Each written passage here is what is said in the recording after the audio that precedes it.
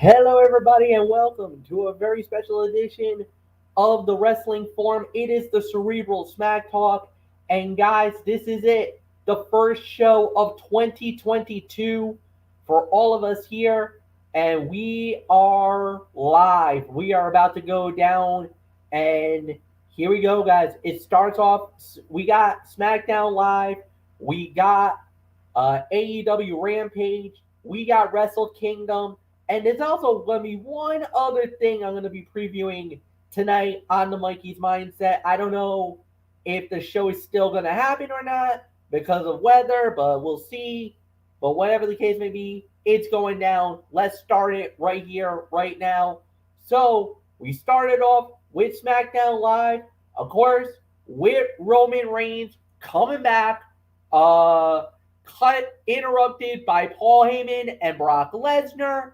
Got into a little bit of a situation, and boys, it exploded as Roman Reigns nails Brock Lesnar with a Superman punch and left him in a heap at the end. Whoa! What a way to start the show. Really, really good way to start the show here tonight. And guys, there's been a lot of talk going around WWE that the plans for WrestleMania was really up in the air. We heard about Drew McIntyre possibly going after Roman Reigns. We thought Bobby Lashley going up against Brock Lesnar.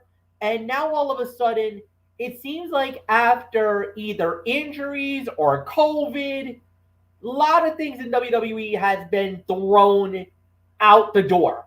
And now everything needs to be reset. Now, after what we saw here tonight, there is one thing that's coming to mind. Something that I think has perked Anthony's attention, perked Michael Bullock's attention. Definitely, I'm starting to see it. And if this is what they're thinking, and if we get this at WrestleMania, this could be the most highest stakes we've ever had at a WrestleMania. I mean, we are possibly talking about maybe Roman Reigns versus Brock Lesnar, champion versus champion, title for title, winner takes all. Now, we've seen winner take all matches at WrestleMania. WrestleMania 6, Ultimate Warrior versus Hulk Hogan, the Ultimate Challenge. Anthony and I remember this. That's how our friendship started, because of that particular moment in history. At WrestleMania 16 or WrestleMania 2000, we had Kurt Angle versus Chris Benoit versus Chris Jericho, where both the Intercontinental Championship and, at the time, the European Championship were both on the line. Now, they were separated by 2 matches. So you had, I guess you could say, 2 matches, 1 belt for one title, 1 belt for the 1 match for one belt, 1 match for the other belt, and we all remember what happened. I think, if I remember correctly, Chris Benoit won the Intercontinental Championship, and Chris Jericho, I believe, was the European champion, Anthony, or is it reversed? No, you got it. Okay, all right. Excellent. So that was another big moment, title for title. Then we all remember WrestleMania in New York, New Jersey, with the women. where the Raw and SmackDown women title were all on the line, winner take all. Ronda Rousey, Charlotte Flair, Becky Lynch, and Becky walked out with both belts on that night.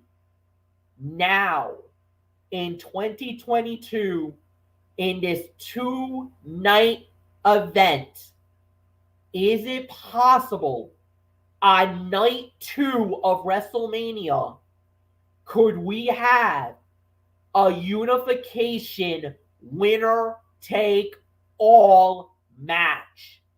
Roman Reigns, Brock Lesnar, the Universal and WWE titles on the line.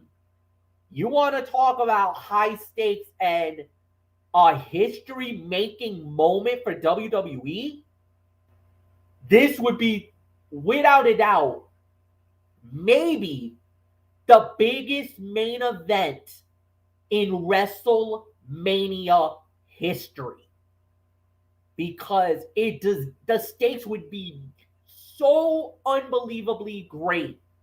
I don't think you could even top this. There's no possible way you could top it with that main event.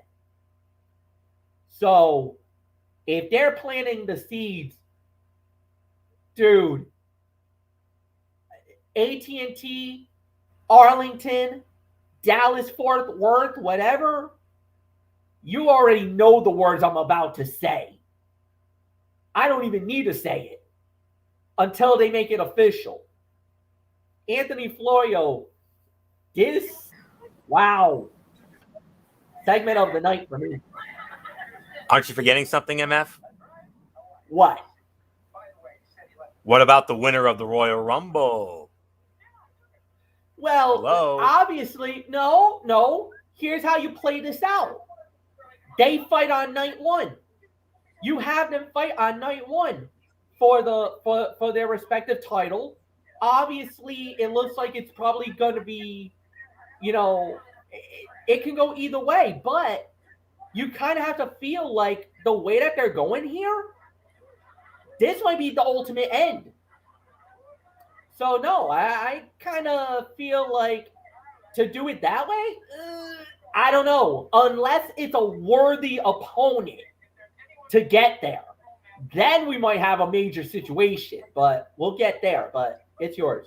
Yeah, but we do have a situation, though. I mean, if they do this unification match, where does that leave the winner of the Royal Rumble match? Well, again, this is why you got 2 nights of WrestleMania. Have the Royal Rumble winner challenge whoever walks out the unified champion on night 2? That's what I was thinking. Maybe you could do that, but I was thinking have the Rumble winner fight on night 1. The winner of that fight moves on to night 2 for the unified title. But I don't think it's going to happen. I think the end game is Brock versus Roman for the title. I'm sorry. I don't see the Rumble winner winning the belt this year. Well, that's very realistic possibility there. So, all right. But anyways, getting into this, Brock Lesnar issued a challenge for the enormous title versus title match we all speculated upon when he won the WWE Championship at day 1. And Paul Heyman continued to tell the story of an advocate/special counsel torn between 2 men who have helped define him in recent years. This might not have produced much more but it didn't have to. Heyman's crisis of conscience has been one of the best stories in wrestling over the last year, and it appears as though it will remain a major aspect of this feud moving forward. So I definitely agree. You could definitely make an argument for segment of the night here. No doubt about it. Yeah, you could probably say segment of the night. So I don't know what else there is to say except Michael Bullock, what do you make of all this? Yeah, I've been hearing about this too. I mean, I've been hearing about the unification match. So I guess this is their plan. They plan to go with because remember what we all originally thought. We thought maybe it would be Drew McIntyre and Roman Reigns at WrestleMania. But obviously, we now know the Drew McIntyre situation where he's got some neck issues. So I guess they feel like if he's not going to be able to go, this is what they're going to go with. But we still got a long way to go before we get there. But I definitely would be down with this. But you never know. We'll wait and see. But all in all, did you want to say something, Fletch? No, I'm just getting ready for the next segment. Oh, all right. I wasn't quite sure. So, yeah, all in all, I do agree. This was the segment of the night, hands down. I mean, I love the back and forth with Roman and Brock, and of course with Paul Heyman. So, yeah, there's really nothing more to say to it. So, let's move on, Fletch. Yeah, so at the end of the day, we're just going to have to go and see how this plays out. And yeah, first fight of the night, Sami Zayn going one-on-one with Rick Boogs. Rick Boogs wins the match in 6 minutes and 30 seconds. Anthony, it's yours.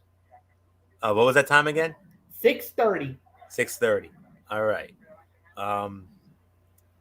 Okay. Some more newsworthiness came out of this, but we'll get into that in just a moment. Rick Boogs is really good in bursts and an energetic babyface that can rile the crowd up.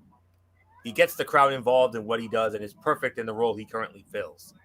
Zayn is an extraordinary heel, a great character that excels in any position on the card. He can hang on the mic and in segments with Brock Lesnar one week, then share the ring with Johnny Knoxville and not lose anything by being thrown over the top rope.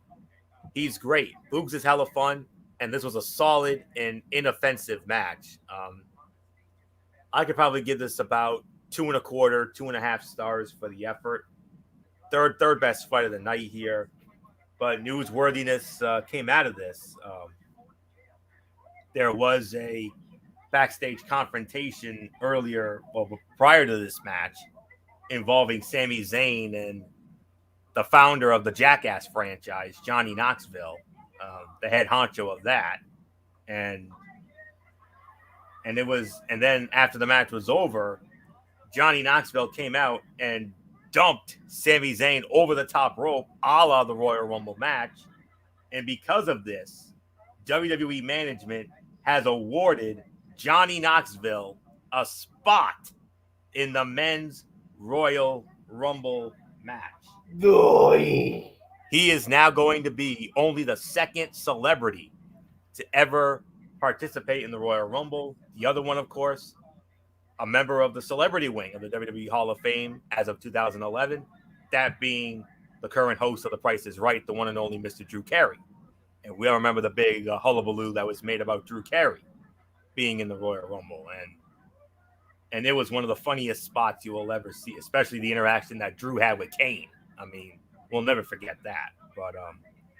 But yeah, I know it's not going to be for everybody. You could hear by that groan from MF. I mean, obviously MF's got a problem with this, but I know MF's gonna, shed some light on it when we get to him. But nonetheless, for only the second time in the history of the men's Royal Rumble match, we're gonna have a celebrity participant. First, it was Drew Carey in 2001. 21 years later, the leader of the Jackass franchise, or the Empire, or whatever you want to call it, Johnny Knoxville himself, will participate in the men's Royal Rumble match. So we'll see how it goes off. I mean, Drew's appearance was epic.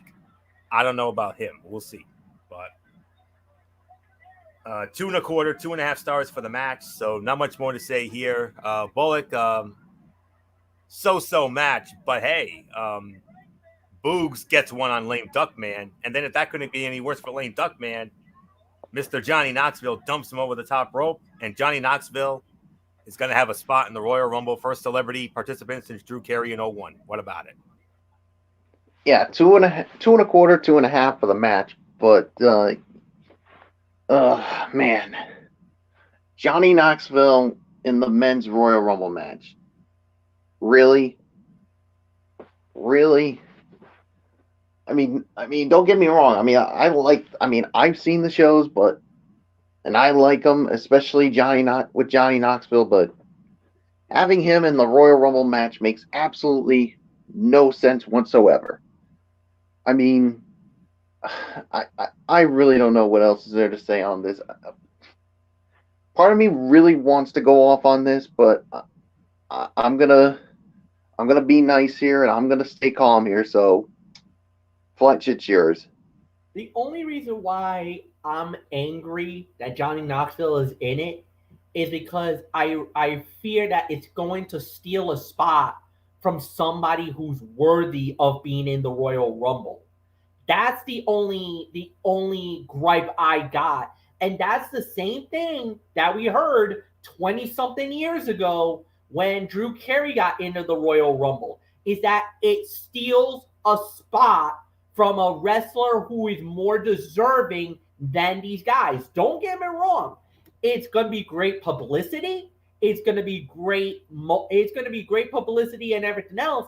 And it's also going to be a great setup because around that time, Jackass, the movie, a new Jackass movie, is coming to theaters the next week around Super Bowl weekend. So I already know why Johnny Knoxville is here.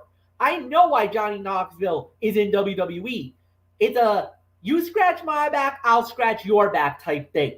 I will help you out if you promote my movie Jackass. I think it's Jackass 4, and do that for us. I will help out and I'll promote it if you let me do the Royal Rumble. I already have a feeling there's going to be a Jackass skit at the Rumble match. At some point in the Rumble match, you're going to see a Jackass skit break out. I don't know how. I don't know why. I just got this really feeling about it, but I feel it's going to happen. Now, that's why I'm a little more angry about that. I don't mind it, but I feel like, especially nowadays in WWE, there are so many guys who deserve a spot. I hope that one of these spots does not get commandeered by Johnny Knoxville, where someone else on that roster is more deserving of the spot. And we got to see how the 30 plays out. We'll find out the 30 when it happens. Then there's going to be the conspiracy theorist out there saying, well, this guy should have been in it instead of this guy. You get it every single year. There's always that one where we feel like somebody was in the Rumble that should not have been in it, and instead another name who's more deserving should be in the Royal Rumble. I can already feel it. Somebody's spot just got taken by Johnny Knoxville, and we're not going to be happy about it by the night of Rumble. I'm already promising you that. This probably going to be a possible riot in the building. I can tell you that. So we'll have to wait and see how it plays out. We'll see how it happens. So nothing more to say. It was a 2.5-star match, by the way. Then we had Charlotte Flair. She cut it a promo. And as a matter of fact, guys, we talk about the Women's Royal Rumble, and we already got some of the names already thrown out there. We got Rhea Ripley. We got Nikki ASH. We got Shotzi. We got Natalya. Dana Brooke, the 24/7 champion. Carmella and Zelina Vega. Queen Zelina Vega. My apologies. They're going to be in the Rumble. Tamina's going to be in the Rumble. Aaliyah makes her return. Naomi, Shayna Baszler. But not only are they going to be in it, but we got a few bombs that's coming in as well. For starters, the Bella Twins are back. Nikki and Brie are both going to be in the Royal Rumble. Not only that, Michael Bullock, Mrs. Undertaker's going to be in it. Michelle McCool makes her return to WWE and comes in. Kelly Kelly is in the Royal Rumble match. Summer Rae makes her return to the WWE. She's in the Royal Rumble match. Then we have the Hall of Famer, Lita, and then Anthony Florio. This one caught me by surprise, and I cannot believe this is happening. But the Impact Knockouts champion herself. For now. The reigning champion, Mickie James, is going to be in the Royal Rumble match. Now, this is historic.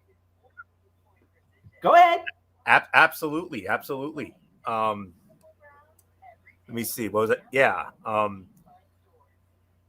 I'm not going to give my analysis on the segment yet because it's not my turn. But as far as Mickie James, I will address this.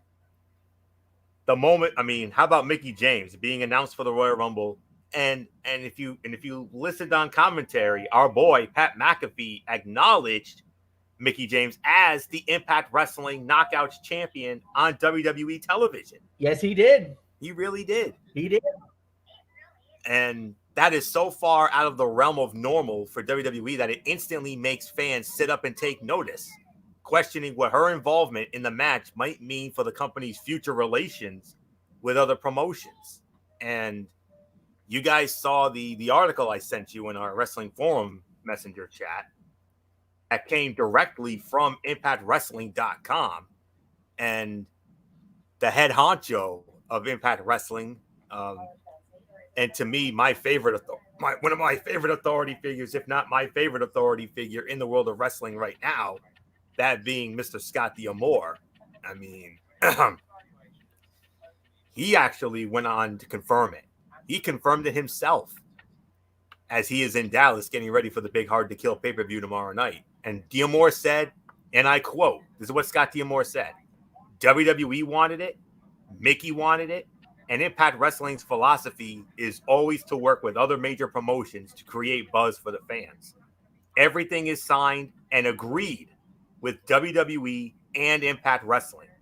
The only question is whether or not Mickie will enter one of WWE's most historic annual matches as the reigning Knockouts World Champion. Now, we say that because, as you all know, I say she's the champion for now because of the fact that Mickie James has a very, very tough title defense tomorrow night as part of the Hard to Kill pay-per-view. Maybe the toughest title defense out of any title she's ever held in her entire career. She has to defend the Knockouts title tomorrow night against the Virtuosa, Deonna Purrazzo, return match from Bound for Glory, in the first ever that I can ever remember, unless it's been done before. I don't think it has, but they're fighting in a Texas death match. I need to stress that again. Texas death match. MF knows more about those than anything. Yeah, and the thing is that as far as the women goes, we've never had a Texas death match in wrestling history. This is the first. No, and I will confirm this. This is the first ever women's Texas death match we've ever had in wrestling history. You want history? That's more history right there. So, now here's the thing. She has to get past Deonna Purrazzo. Let me tell you something. That is no easy task. Not at all. And especially under Texas deathmatch rules, come on. There's a reason why I had the cojones, if you will, to go out of my way to give out my vote for Women's Wrestler of the Year to Deonna Purrazzo because of her body of work. If Mickie loses, well, I can't say I'm surprised because we all know how high impact is on Deonna. But imagine this, MF. If Mickie James somehow, some way gets by and survives the Virtuosa in that Texas death match, could you imagine her walking in to the Dome in America's Center in 3 weeks on a WWE show, one of their bigger shows of the year, with the Impact Knockouts title belt with her? Could you imagine that? Whoa, that's something. But I just wanted to address that. So, but wow, and I'll give you my thoughts on the other stuff in a moment. But MF gave me the forum to go out to address the Mickie situation. So, because I am the Impact Wrestling guru here. I'll be watching the pay-per-view tomorrow night. You're gonna get a full review of that in a special Tony's Take Monday night on Ridiculously Raw. So, I don't know what else there is to say in that, but whether she's the champion or not, Mickie James in the Royal Rumble match, even though she's under contract to Impact, and I know she has stuff with the NWA as well, so she's a woman of the world, man. Your girl. She's back. And after everything that went down, especially with Mickie James and especially the bad divorce that she had with WWE, I'm shocked she's going back. And I'm shocked that she's going to be a part of this Royal Rumble. Maybe this is their way of saying, you know what, we messed up when everything happened. But I mean, this is huge. This is, I mean, if anybody knows the history of the death match, it is one of the most bloodiest, most vile, most ridiculous match in the world of professional wrestling. A death match is not for the faint of heart. I'm almost going to guarantee. I'm almost going to tell you that. I mean, the brutality of the match and what this match could be, like we said, we've never ever in the history of professional wrestling have had a women's death match. Now, they may have done death matches in Japan, but never in the United States. This is the first sanctioned death match for women in North America. We've had it in Japan, but never in the United States or never in North America. So this is the first true death match we're going to have. It's going to be insane. It is going to be insane, guys. There's really nothing more to add on that. So, yeah, I mean, after what they said, and after all that, remember, there was also one other thing. Charlotte Flair also threw her name in the hat for the Women's Royal Rumble match. Now, that prompted Naomi to come out, and we had a match, Naomi versus Charlotte. It was a non-title match. Charlotte wins the match in 12 minutes and 15 seconds. What? I believe it goes to Michael Bullock. So, Bullock, you lead off on this. That's right. Charlotte versus... Oh, what? Anthony? No, I said that's right. That's right. Yeah, all right. So, Bullock, you lead off. It's yours. Charlotte wins in 12:15.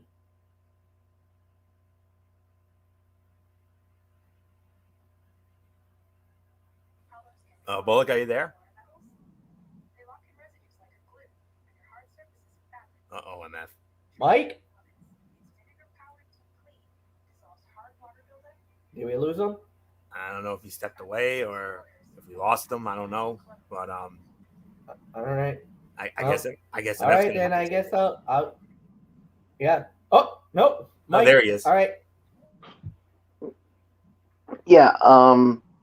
Yeah. As far as this goes, I mean, Charlotte throwing herself into the Women's Royal Rumble match. I mean, I don't know how you guys feel about this, but to me, she's the SmackDown Women's Champion. Mm-hmm. I mean, don't you think that I'm trying to figure out how to say this without getting myself in trouble? I mean, don't you think that she shouldn't be in it because she is the champion? Well, here's the thing. Brock Lesnar did it a couple of years ago, and he was the champion going into the Royal Rumble, and he entered. So, I mean, this is there is precedence here. And I remember there was the year that Roman Reigns, but Roman got forced into the Royal Rumble. And remember, the title was on the line that night. Mm-hmm. So it wasn't like he had any say in it. He got forced in there. So we've had champions, world champions, compete in the Royal Rumble. So I kind of feel like, I actually feel like nowadays there's not a big stink about that, you know? Yeah, but the only thing when it comes to that is should Charlotte go on to win it. Yeah, now that might lead to a problem. No, I get that. I definitely see Yeah, that. that's the only reason why I have a problem with it, because if Charlotte wins, then WWE has a major problem. So that's the only reason why I mean, yeah, but for me, but when it comes to this match, I thought this was a fine match here, but to me, I'm only going to give it 3 stars because, once again, Sonya Deville continues to make life miserable for Naomi. I mean, part of me wonders, when is this ever going to end, guys?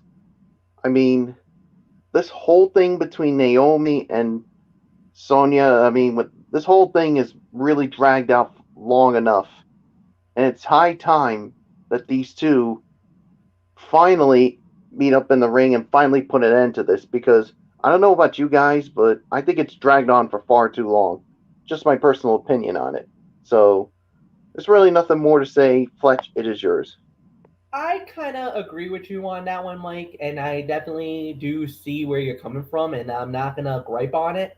I kind of feel like right now it can go a number of ways. That's all I'm just gonna say about that. Going into it, it's gonna be very interesting to watch, but at the end of the day, I'm in full agreement with you. I think certain people who deserve spots and whatnot. It's going to be a very interesting way that this Royal Rumble is going to be played out this year. But at the end of the day, Charlotte definitely winning is going to be very interesting. But here's the other thing: what happens? I think here's my theory. Now, if you remember in the Royal Rumble when Brock competed, Brock was dominating until he ran into Drew McIntyre and he got claymored right out of the Rumble. And we all remember that led to Drew versus Brock at Mania. Maybe, just maybe, whoever throws Charlotte out, if you're a SmackDown competitor, if Charlotte gets eliminated, we may have just found her opponent for WrestleMania. Think about that. You don't necessarily have to win the Royal Rumble, but what if Charlotte takes a big fall? What if Charlotte gets thrown out of the Royal Rumble? Maybe from a returning star? Maybe from a legend to solidify a match at WrestleMania? I mean, that could happen. We just got to wait and see how it plays out. But I thought it was solid. 3 stars for the match because I thought it was a fine match. Yes, I didn't like Sonya Deville getting involved, but I mean, there's really nothing more that we can add on that. But Anthony, it's yours. Yes, indeed. I mean, yeah, so caught up in that women's announcement, but getting back to because there was some Naomi and Charlotte stuff that we need to address from the segment. Naomi's appearance, setting up a match with Charlotte Flair, was predictable, if nothing else. An immensely talented wrestler who has earned more championship opportunities and high-profile opportunities, her in that position is hardly a bad thing. Now, as far as the match is concerned, I'm actually going to be a little more generous on this. I'm going to give this 3.5, maybe 3 3/4 of a star, because I thought the action was really good. Yes, there was the Sonya BS, whatever. But Charlotte and Naomi had a fun match that showcased some strong in-ring chemistry between the two, even if some spots didn't hit as crisply as one would expect.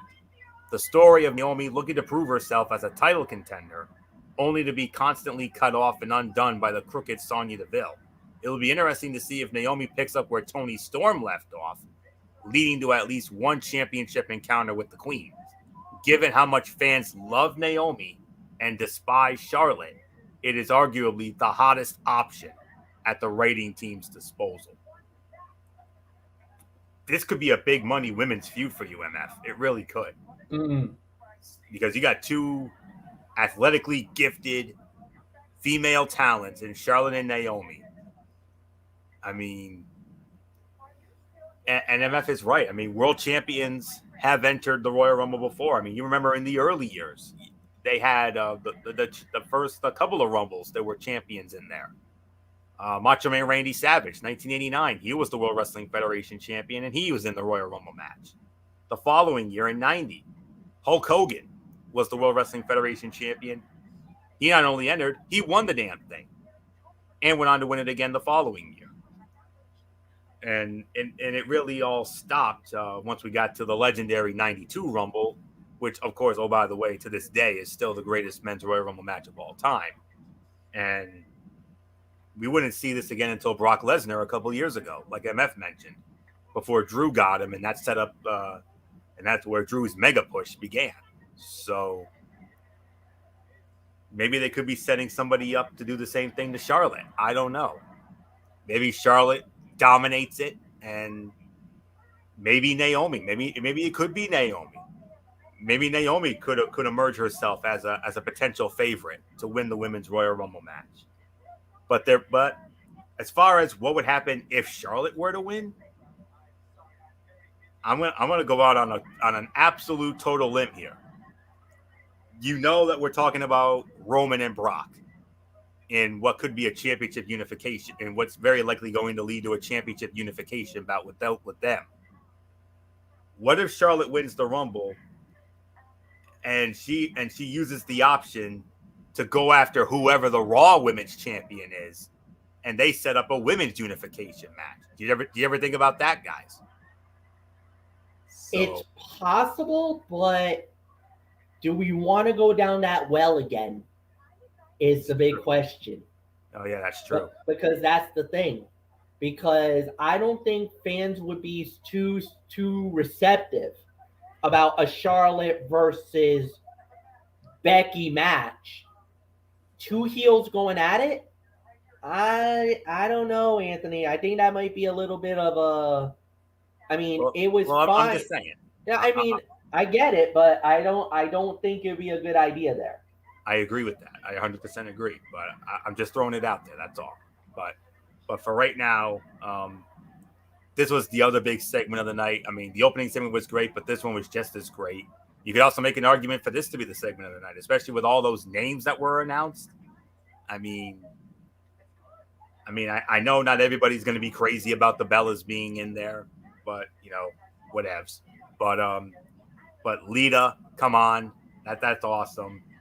Michelle McCool, that's going to make Bullock happy because that's Mrs. Undertaker. So, Bullock's got an immediate bond with Michelle McCool, and you got Kelly coming back, and of course, we already talked about Mickie James and how historic that is, because she's technically under contract to Impact Wrestling as the Knockouts champion, and it would be an amazing sight to see her show up at the Rumble with that title. For that to happen, she's got to get by Deonna Purrazzo tomorrow night in that death match. But Summer Rae, though, I mean, that came out of left field. I mean, Summer Rae is blowing everybody away with her very provocative photos on Instagram. Let me tell you, she's got a massive following on that, and with all those beautiful modeling photos that she puts out there damn near every day. I mean, it's insane. And now she's getting back into a WWE ring for the first time in 5 or 6 years. So that's going to be a treat for me, because you guys know how much I love Summer Rae, and I still do. So, yeah, my heart's definitely going to be racing the minute that beautiful dame walks out in St. Louis. So, and I'm going to be honest with you. Right now, the Women's Royal Rumble match is looking a lot more exciting than the Men's Rumble match right now. So, this could be one of those rare years where the Women's Rumble may actually be better than the men's. Go figure. So, we'll see. We'll see. I know we got a ways to go, but we'll see. But 3.5 stars for me for the match. And if this is the first match of a Charlotte Naomi feud, I'm for it. And who knows? Maybe it could be those two at WrestleMania for the SmackDown Women's title. Maybe they could have Charlotte hold the belt to Mania. Maybe Naomi could come out of nowhere and win the Women's Royal Rumble. Very realistic possibility. So we'll see. Nothing more to say. Second best fight of the night, 3.5 stars. Very newsworthy segment with that, especially with and then top it off with that women's Rumble announcement. 19 names already announced. Awesome.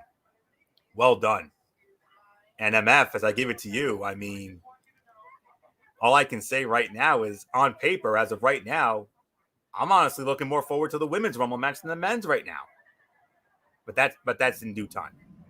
Yeah, that's definitely in due time, and we're gonna have to wait and see how it plays out. So, well, it definitely does open the door for a number of scenarios. I'll say that. But then again, it's WrestleMania season, folks. So get ready. Next up, we had, well, this. I'm not even gonna quantify this at all, but okay, fine. I'll do it. We had Baron Corbin doing his little happy Corbin happy talk, and he was gonna bring out Drew McIntyre. It was Madcap Moss dressed like Drew McIntyre. No. Even Pat McAfee, pretty much was saying exactly like what I was thinking this whole time about that. That led to a tag team match with the Viking Raiders. Happy Corbin Madcap Moss wins in 3 minutes and 30 seconds. We're just gonna toss that to a side. Main event we had was the Usos versus the New Day. Smackdown tag team titles in a street fight. Winners of the bout, 17 minutes 45 seconds. Still the Smackdown tag team champions, the Usos. Fight of the night, amazing main event. 4.25 to 4.5 stars. Great body of work, epic ending. The Usos successfully defend the titles, and then at the end of the show, so WWE was saying, well, we need an opponent for Roman Reigns. Okay, that's fine. We got no problem with that. So, and Roman's like, well, I don't care. I'll fight whoever you throw. You know, I smashed and crushed and whatever. I'll smash them and it'll be over and done with. There were rumors going around that the opponent could possibly be AJ Styles. Oh no, it's not AJ. This is alone. And I can't believe this is happening. Monday Night Raw has loaned SmackDown Live Seth freaking Rollins. It's Rollins versus Roman at the Royal Rumble for the WWE Universal title. Oh my freaking God, are you kidding me? Rollins? Wow. Okay. St. Louis. Screwy St. Louis. Get ready. That dome's gonna... The roof's coming off the dome now. It's literally gonna be burning it down that night. Oh my God. What a match. Anthony, great main event. But then what happened next? Oh my word. And now I'm going to play the speculation game one more time. Now that Brock Lesnar is the WWE champion, I mean, I know they're building him as a free agent, but he's technically property of Raw because he has our title, the WWE Championship. Do you think there's a possibility that SmackDown gave Lesnar to Raw? I mean, gave Raw Lesnar, and SmackDown is getting Rollins in return? That might be a possibility. That's something we got to think about there. But all in all, let's get into this. New Day versus the Usos is a match that will almost always result in a great show. I mean, it was a strong main event. The brawl. Now, this match fell just a smidgen short of that, but it was still a strong main event. The brawling was subdued compared to street fights elsewhere, but the chemistry between the opponents and their established history with each other helped make up for it. The implementation of the 3D, or as they're calling it, the 1D for one and done, to the Usos' arsenal is a great choice. and gives them something they can hit as a unit to put opponents away with. It's different than the splash and super kick and freshens up a moveset that can always use it, especially after a decade of dominance. 4.25 to 4.5 stars. I 100% agree with the rating. Fight of the night. The show closing angle with Seth Rollins revealed as Roman Reigns' next challenger was a great cliffhanger and creates interest in next week's show in Omaha, Nebraska. That the Tribal Chief versus the Visionary is a relatively fresh match only helps with the excitement. So I think we'll be seeing, and yes, now Rollins is technically still under Raw contract, so who knows? Is there a possibility that we could see some invasions? Could we see Seth Rollins? I think we'll be seeing more of Seth Rollins on SmackDown over the next few weeks, but who knows? Could we see Roman over the next few weeks over on Raw? That's a very realistic possibility. He's been on Raw before, so we'll have to wait and see. But nonetheless, though, 4.25 to 4.5 stars, the fight of the night there. So not much more to say. Michael Bullock, can you believe it? Roman Reigns, Seth Rollins, Universal Championship at the Raw. Wow. Yeah, that's freaking crazy. Rollins being the one to challenge the Tribal Chief at the Royal Rumble. Man, oh man, oh man. That is freaking crazy, and I cannot wait for that. But 4.5 stars on the main event. I mean, this was the Usos and the New Day never seemed to disappoint, and this was definitely a great way to close out the show. So there's really nothing more to say. Overall review time, Fletch. Anthony Florio, you lead off on the overall review.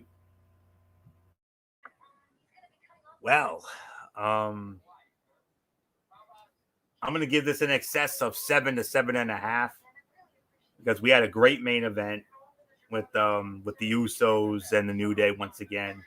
Charlotte and Naomi, despite the Sonya BS, I mean, that was still a fun match and a nice glimpse into what could be a bright future for the SmackDown Women's Division going into Mania.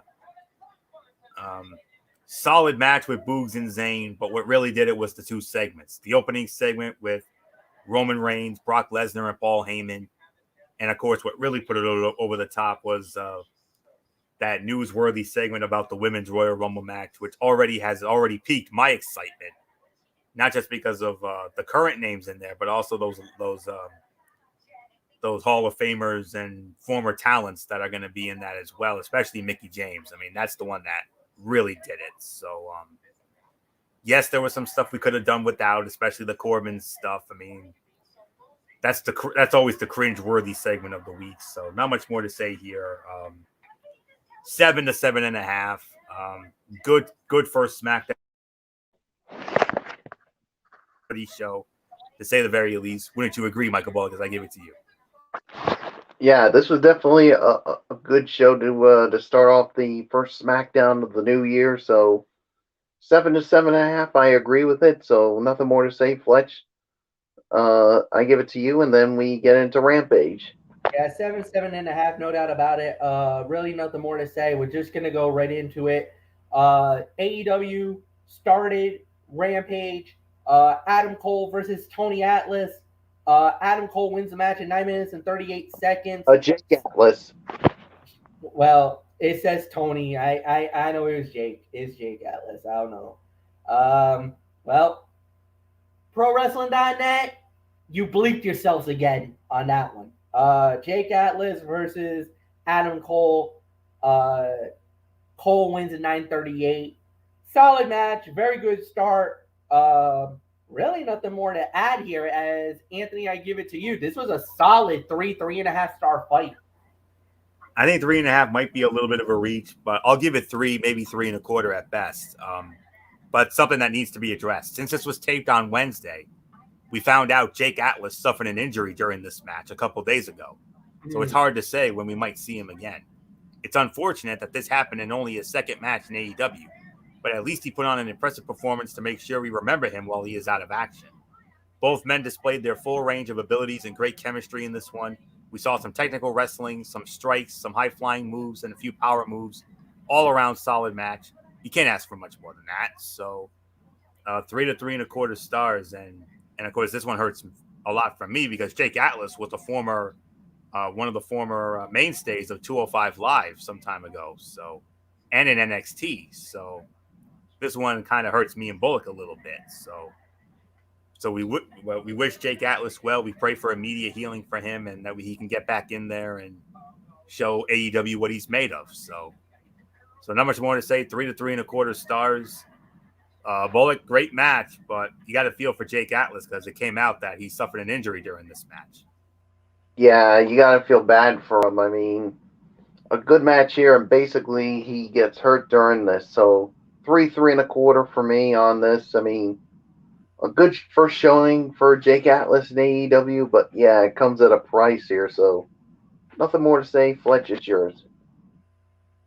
Yeah, it never, ever comes out good when somebody gets hurt. There's no doubt about it. I totally agree with everything you guys have said. My thoughts and prayers are with Jake Atlas for a speedy recovery. And with that said, we just move right on along as we had Hook goes one-on-one with Aaron Solo. Hook wins the match in 3 minutes and 20 seconds. We could probably blow right by this one. There was really nothing special on this one. Then we do get the next match, which was Ruby Soho and Rio versus Dr. Britt Baker, DMD, and Jamie Hayter. And the face team of Ruby Soho and Rio wins the match in 8 minutes and 8 seconds. Anthony Florio, it's yours. 2.5 to 2.75 stars. This match had some good spots and great energy, but it also had a few sloppy moments that stood out more than they should have.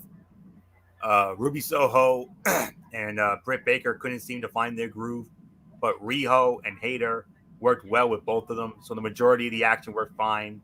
It just never got to the level it should have reached. The tease of Jamie Hayter and Britt Baker having issues is going to lead to an eventual breakup and feud, but AEW sometimes does these storylines slowly.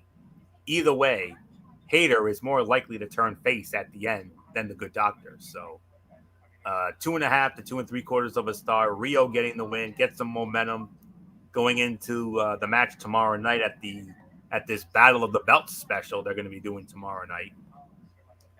A 1 hour special that will be on TNT at 8 o'clock tomorrow night. So not much more to say here. 2.5, 2.75. Michael Bullock, the momentum continues for Riho, but if I'm going to be honest, gentlemen, I think Dr. Britt's going to finally get over on Riho.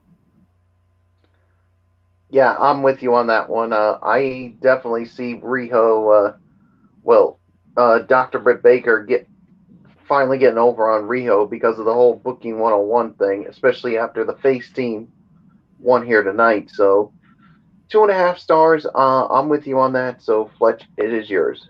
Yeah, I agree with that. 2.5 stars, and then we'll get into the final match of the night. Michael Bullock will lead off on this. This was Eddie Kingston, Santana, and Ortiz.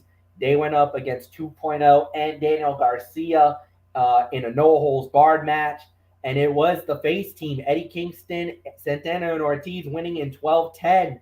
Michael Bullock, it's yours. Yeah, this was definitely the fight of the night. 3.5 stars is my rating for this, and this was a good street fight, no doubt about it. But obviously, Daniel Garcia and 2.0 tried to get the last laugh, but obviously Jericho put a stop to all that. So nothing more to say. Fletch, it is yours. Yeah, definitely trying to put a stop to it, and I don't know. I think you're gonna start to. I think we're gonna get an Eddie Kingston versus Chris Jericho rivalry here because Eddie Kingston's not really too fond of Jericho. You can tell he's not fond of him at all. So who knows? This could end up being a rivalry here. But yeah, this could be very interesting to see. Solid for what it was worth. This was a very good main event. Another 3.5 star match. Anthony Florio, it's yours. I'm more in line with Bullock's rating, 3.5 stars, even though now before the match, even though the fight started early, Mark Henry still got in his signature "It's time for the main event" line because he is a pro and no one's taking that spot from him. Having the fight start backstage added an extra layer of realism and aggression to what was already a personal feud that is growing more contentious by the day. This match was all over the place, but in a good way. They used every weapon and piece of equipment they could get their hands on to beat each other senseless. The great Elton John always said Saturday night was all right for fighting, but these 6 men proved Friday was just as good. So 3.5 stars for the rating. I agree with Bullock on that one. So let's get to the overall review. Good show, solid event. I could probably say another 7.5 for me. The only match I didn't really care much about was Hulk versus Aaron Solo. It was more of a showcase than anything else. And all the other matches were pretty decent. You know, they were good to solid. Nothing was really that blew me away though. So I mean, there's really nothing more to add. Anthony, it's yours.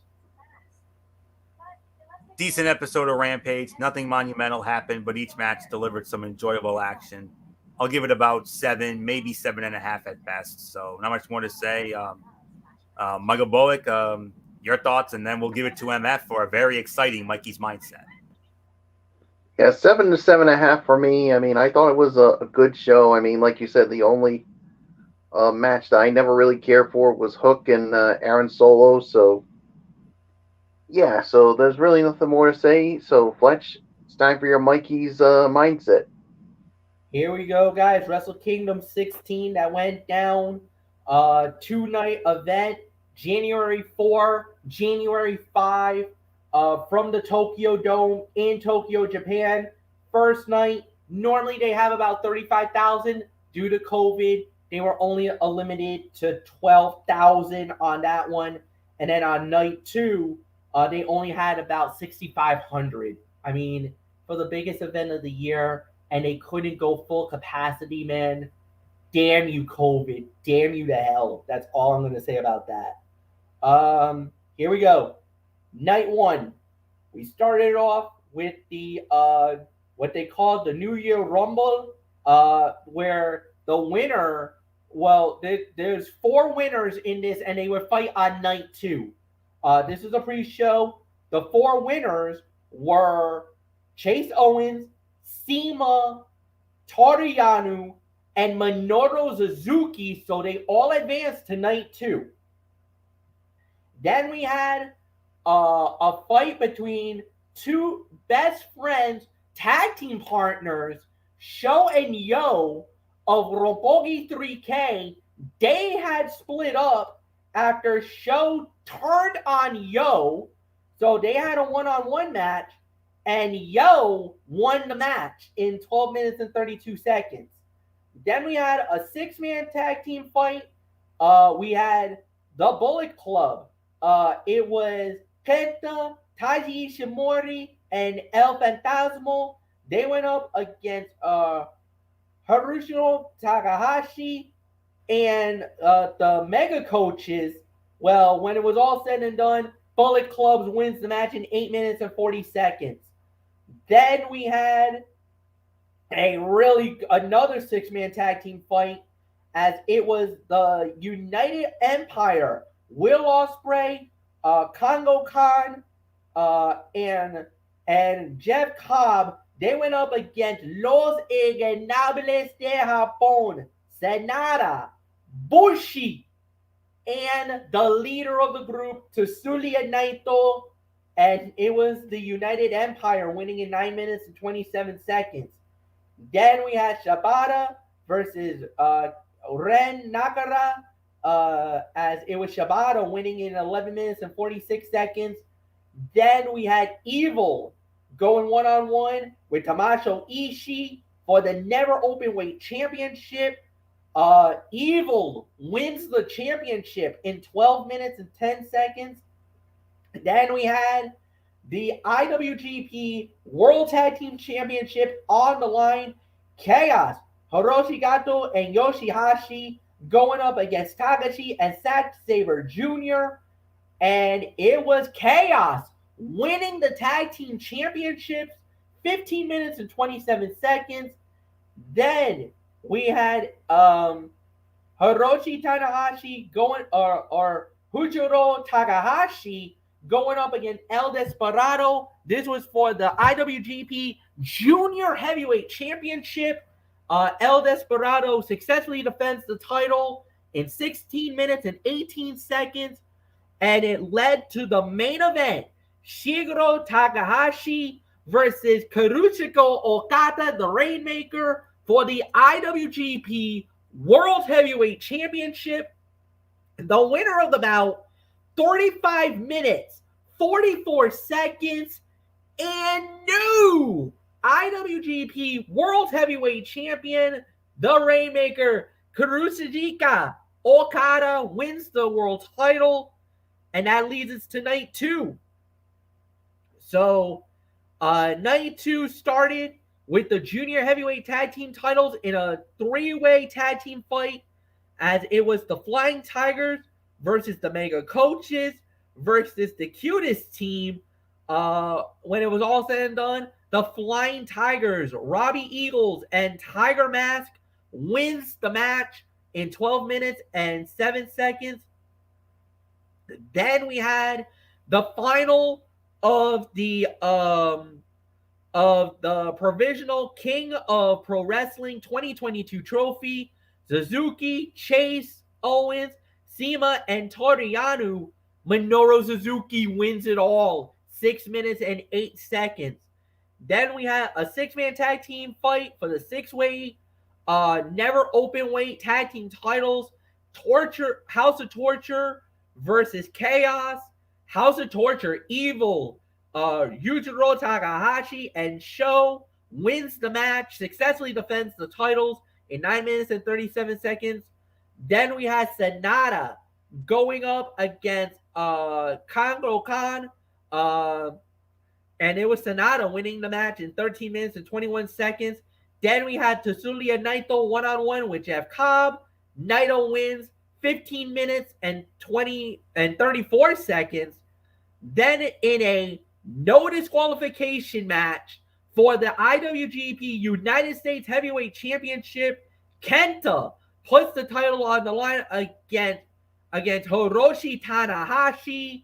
The Ace wins the belt. Hiroshi Tanahashi is once again the United States Heavyweight Champion, wins it in 22:40.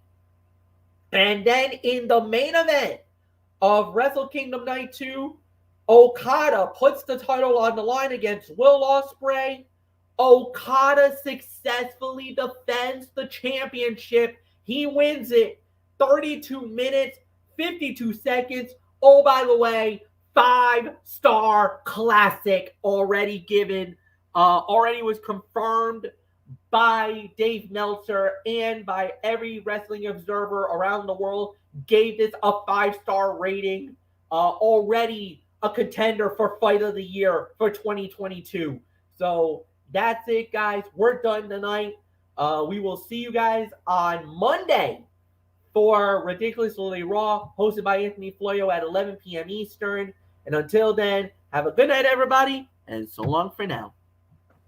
Goodbye.